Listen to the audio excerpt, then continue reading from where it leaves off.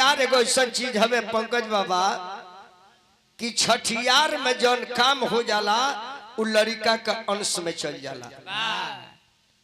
रउआ आके अपन भगवान के चर्चा कहनी, सुंदर कांड के पाठ कहनी, चाहे भागवत गीता कुछ पाठ कहनी, ई आचरण लड़का में जाई।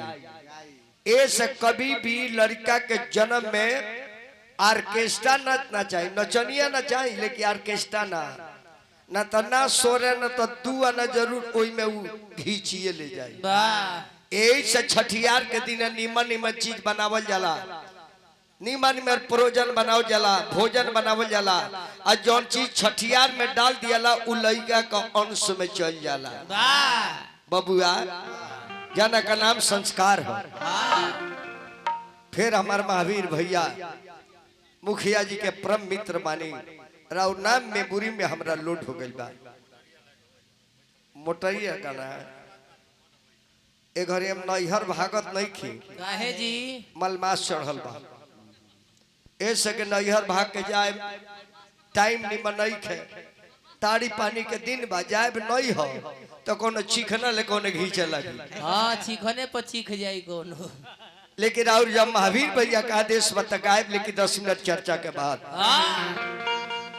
आज जाना लड़का के जन्म भइल बा हमरा मनोज बाबा के। यही राजा दशरथ के देखी बेटा के मरम उहे जानता जेकरा के बेटा भगवान तनी विलंब से देले बानी। पुत्र के महिमा उहे जानता, बेटा बेटी के दर्द उहे जानता जेकरा बेटा बेटी में होखे में विलंब हो जाता, विलंब हो जाता। राजा दशरथ जी के चौथा पना गई, लेकिन संतान ना रहे।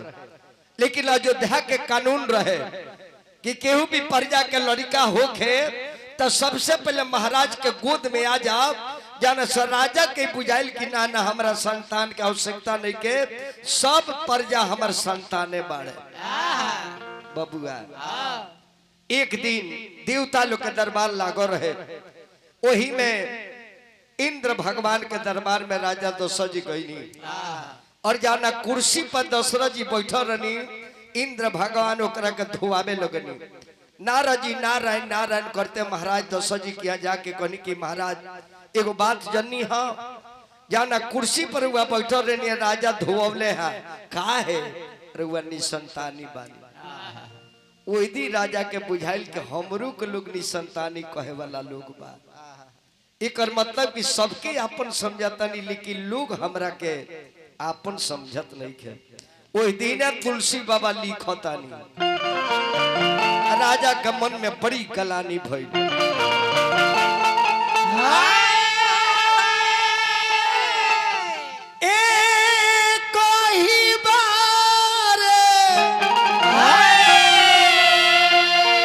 भूपति मन माही भयऊ गलानी मोरे सुत नहीं, तो गुरु गृह गयऊ तुरंत महिपाला, चरण लागी करी विनय विशाला। गुरु बसी जी के आश्रम में गईनी राजा, अजा के पैर धके कनी कि ही गुरुदेव, रउआ तो सब जानता नहीं त्रिकालदर्शी है, हमरा आंख से आंसू काहे गिरता। कहले कि राजा तू चक्रवर्ती सम्राट अयोध्यापति नरेश हुआ, तारे आंख से लोर गिरे के कारण का बा। कहले कि गुरुजी का बताई। अरे गुरु हो गोसैया रौरो, अरे गुरु हो गोसैया रौरो, अरे परतानी पैया रौरा जानते बानी। बाबा जानते न कि चेला के लोर काहे गिरता। अरे रौरा जानते बानी, पुत्र भी न सुना राजधानी रौरा जानते बानी।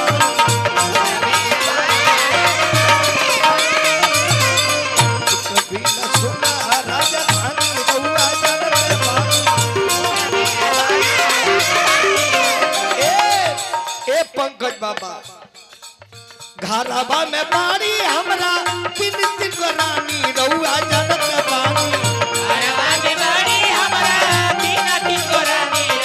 ए महावीर भैया महावीर राम नीरज राम मुखिया जी के परम मित्र बानी। एक आदमी राम के समय बन के एक जना हनुमान के समान बानी। आई हमरा घनश्याम बाबा गोड़ लगता नहीं के कहलम शिव जी के भक्त हैं हम भाग जाइए शिव जी के परम भक्त हैं। ए बाबा अरे घरवा में बाड़ी ये गुरुजी तीन तीन गो रानी रउआ जानत बानी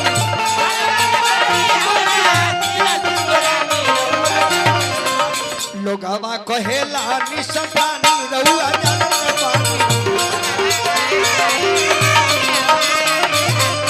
लोगवा कहेला निसंतानी रउआ जानत बानी घरवा में भरल पड़ुए अरे घरवा में बाबे ए राधे श्याम बाबा सोनमा से चांदी रउआ जानत बानी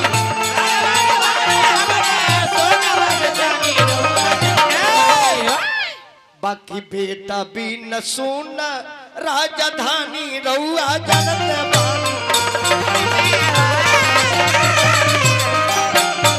बेटा भी न सुन राजधानी रउआ जानत बानी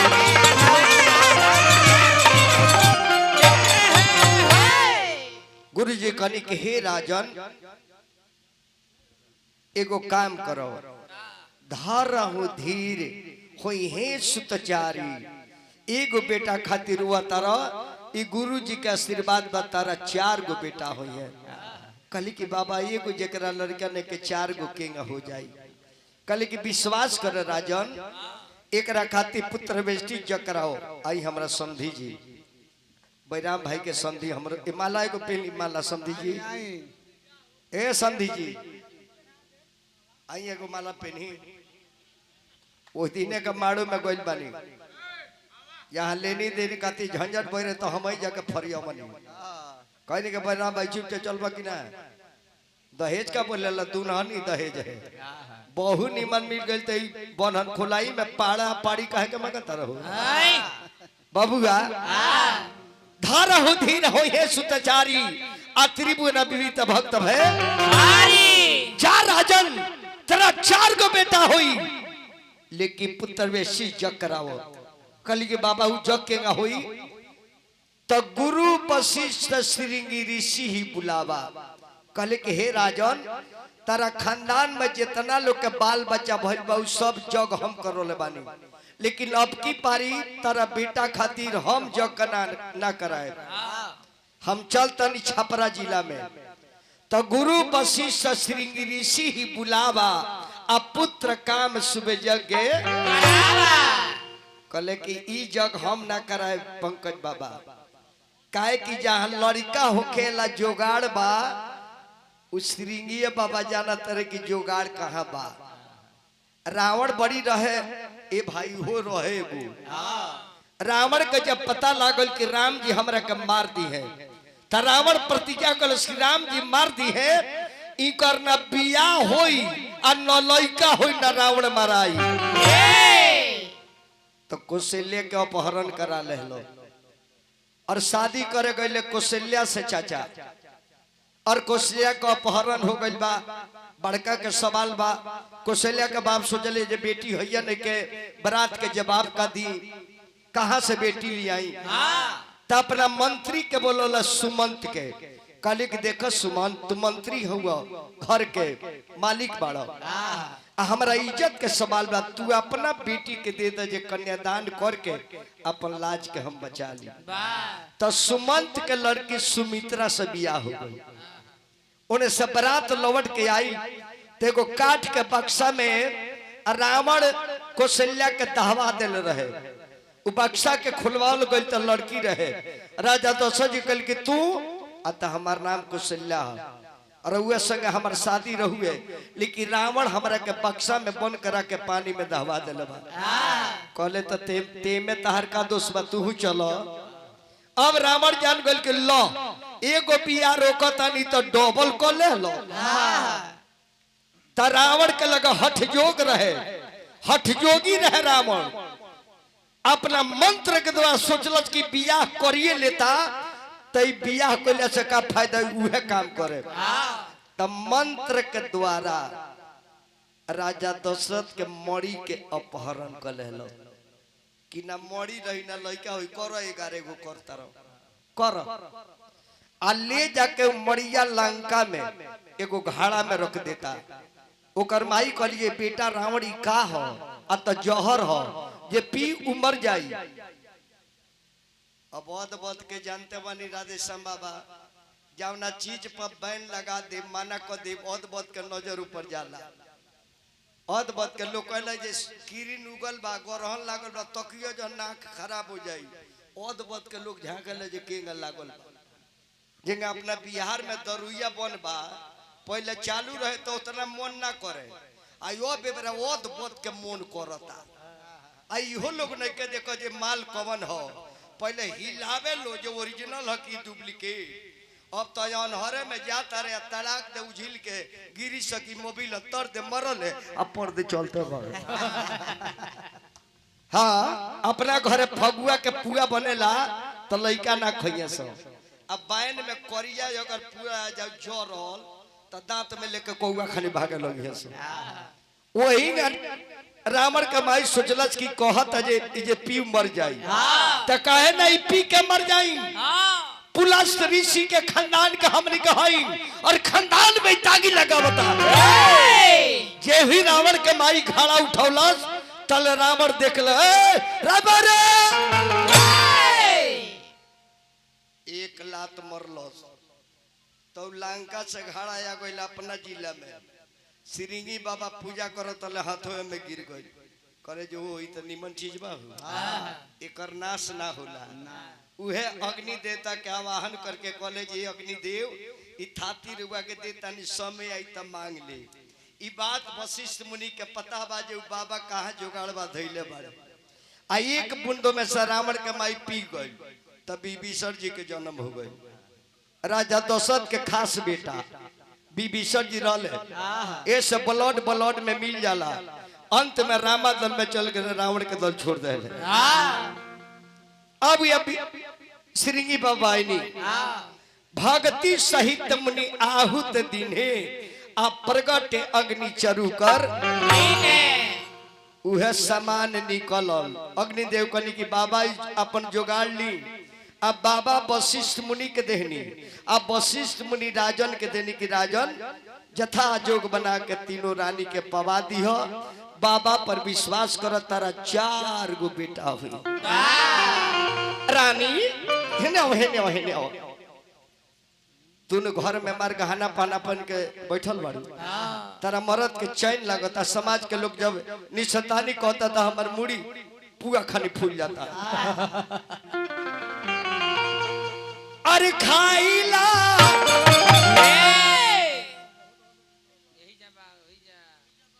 रानी बाबा का ही सामान खा। बाबा लोग के सामान खैला से फायदा करेला। तोरो के किया दिखा मैं वाला। अरे खाइला खिरिया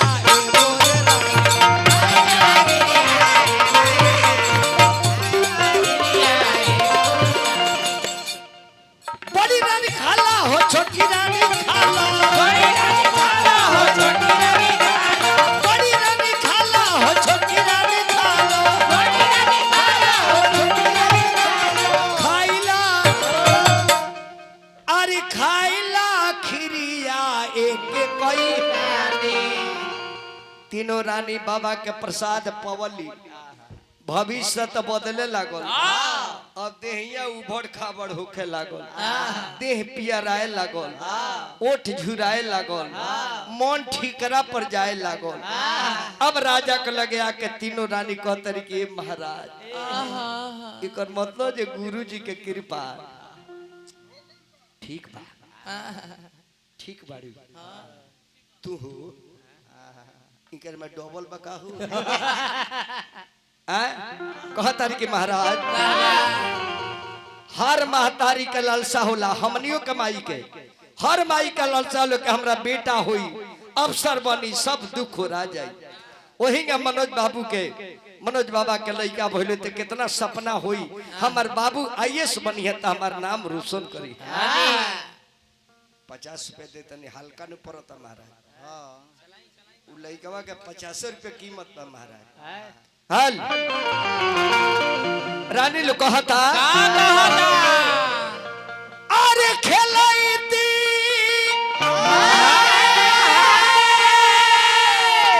राजा जी हो,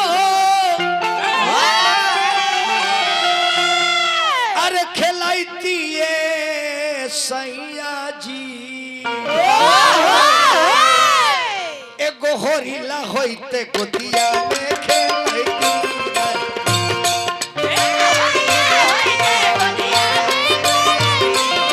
एगो होरिला होइते गोदिया में खेलैती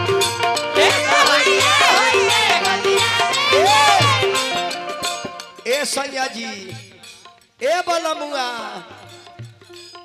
ए राधे श्याम बाबा बलमुआ 5 वर्ष के बबुआ होइते पढ़े के भेजबैती सैया पढ़े के भेजबैती 5 वर्ष के बबुआ होइते पढ़े के भेजबैती वाल्मीकि के लिखल बतिया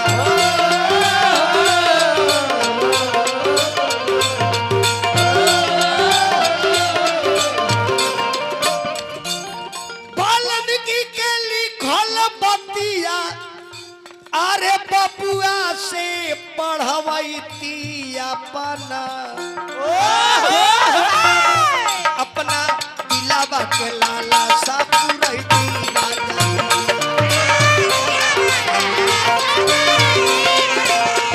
एगो होरिला होई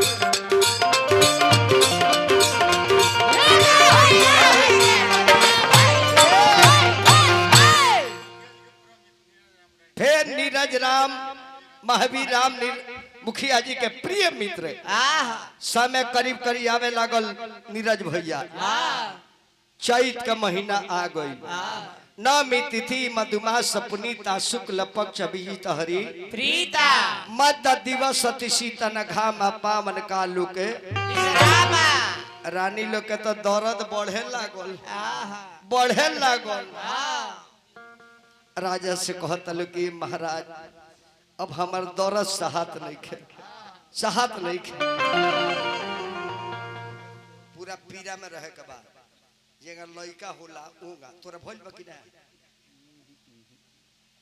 बाबा से संगत बारे या पढ़तीए बड़े अभी ले धनंजय बाबा राधे श्याम बाबा ढेर दर्द करता बढ़िया जात के बढ़िया जीभ बैठा लो दांत बैठा लो दे मत छितराए दो कहतर ये का बताई अरे हमर मान कार हो अरे हमर मान कर खाए के खटाई पिया भावे ना मिठाई पिया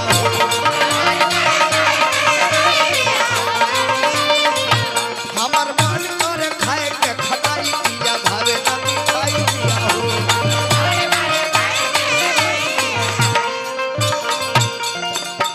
दाल रहरी पर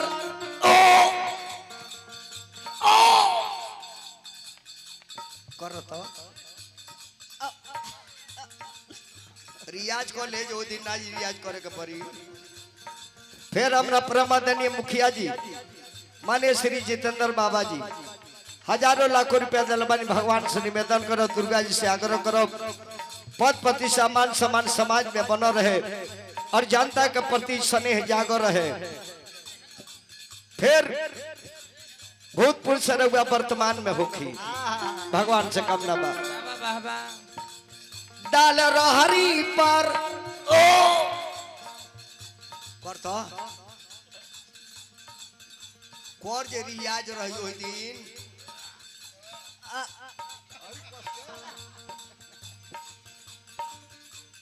ममता बनर्जी के लाला के लड़की है। गईली गईली चल गईली अब पगला गल बड़ी, अब 3 पीस पहना तारी 3 पीस। डाल रहरी पर आवता वो खाई पिया भावे ना मिठाई पिया हो।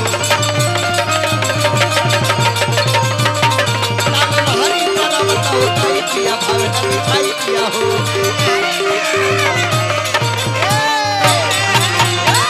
तले दर्द तो बढ़ गई, घर में से निकालेली अरे रनिया लाटा बीखा रावेली लाटा बीखा रावेली ललना ललना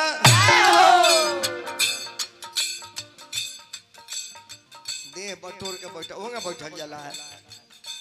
लड़का को होनियारी ला देख के बैठल जाला, सीख हमरा से। घर में से निकाले